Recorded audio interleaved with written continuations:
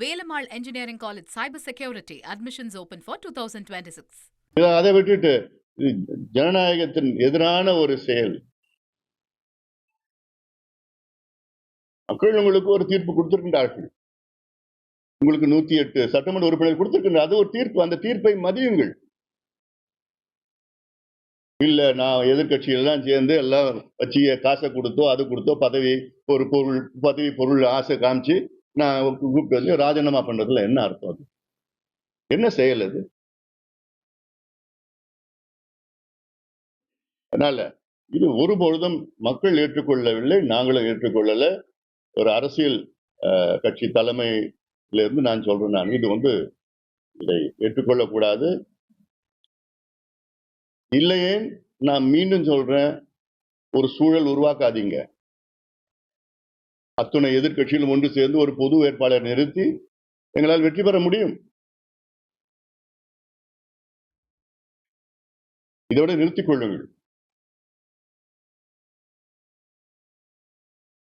அதே போன்று தமிழ்நாட்டில் வேளாண் பிரச்சனைகள் எவ்வளவு இருக்கு.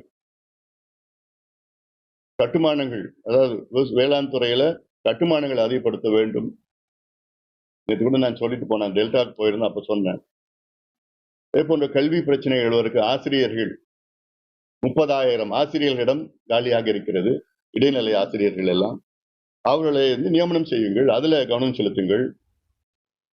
புதிதாக மின் திட்டங்களை அதாவது உருவாக்க வேண்டாம், அங்க இருக்கிற நிலுவையில் இருக்கின்ற மின் திட்டங்களை நடைமுறைப்படுத்த. 10,000 மெகாவாட் மின் திட்டங்கள் நிலுவையில் இருக்கிறது.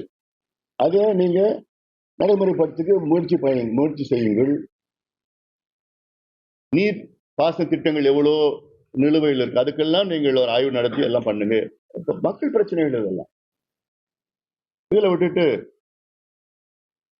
நாங்க சட்டமன்றத்துக்குள்ள சொன்னார், நாங்க குதிரை பேரத்துல ஈடுபட மாட்டோம். இது குதிரை பேரத்தோட மோசமானது.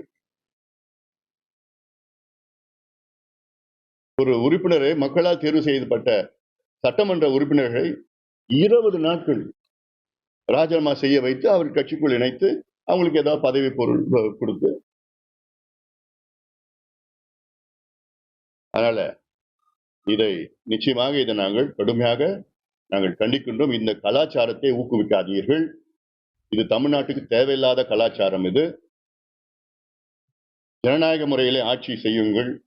உங்களுக்கு மக்கள் கொடுத்த தீர்ப்பை வைத்து ஆட்சி செய்யுங்கள். நல்ல திட்டங்களை நாங்கள் வரவேற்போம். மோசமான செயல்களை கடுமையாக நாங்கள் கண்டிப்போம். கேள்விகள் இருக்கா?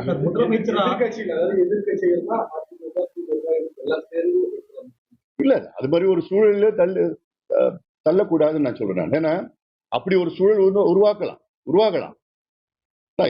ஜனநாயக படுகொலை நடக்குது. ஒரு எதிர்கட்சியில் உள்ள சட்டமன்ற உறுப்பினரை ஏதோ ஆசை காமிச்சுக்கிட்டு எந்த காரணமும் இல்லை, ஏதோ அந்த தொகுதி மக்களுக்கு ஏதோ பிரச்சனை இருக்கு, இப்ப மதுராந்தகம் தொகுதினா மதுராந்தகம் தொகுதி மக்களுக்கு பிரச்சனை இருக்கு, அந்த பிரச்சனைக்காக நான் ராஜினாமா செய்யறேன் அப்படின்னு சொன்னாலும் பரவாயில்ல, ஒண்ணும் இல்லை. 20 நாள்ல போய் ராஜினாமா செய்யறதுன்னா அது ஏற்றுக்கொள்ள முடியாது, எந்த காரணமும் கிடையாது.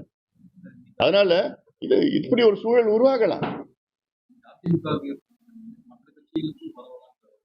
வரும் யாருக்கு வேணா வரலாம் இந்த நிலை.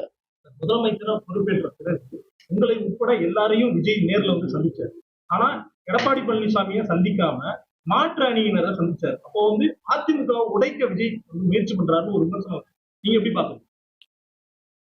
அவருக்கு சந்திக்கிறதுக்கு நேரம் இல்லையோ தெரியல. இந்த கேள்வி நீ விஜய் அவர்கிட்ட தான் கொடுக்க.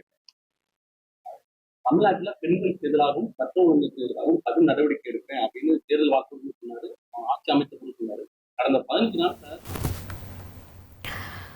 அதிமுக எம்எல்ஏக்கள் ஒரு சிலர் ராஜினாமா செய்துவிட்டு தாவேகாவில் இணைஞ்சிருந்த நிலையில இது தொடர்பா அன்புமணி அவர்கள் தரப்பிலிருந்து சில கருத்துக்களை தெரிவிச்சதை பார்த்தோம்.